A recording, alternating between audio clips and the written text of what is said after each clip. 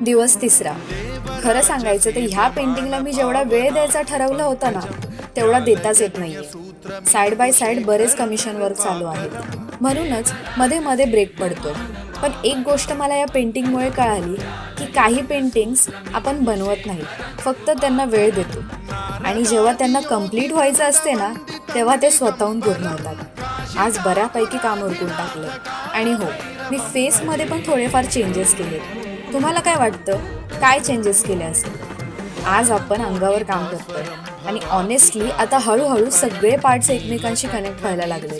खूप इंटरेस्टिंग गोष्ट म्हणजे ह्या पेंटिंगसाठी मी कोणताही डेडलाईन ठेवला नाही, कारण मला वाटतंय काही आर्टवर्क्सला घाई सूट होतच नाही. जेव्हा इन्स्पिरेशन येते तेव्हाच काम करते, जेव्हा वेळ मिळतो तेव्हा पुन्हा बसते.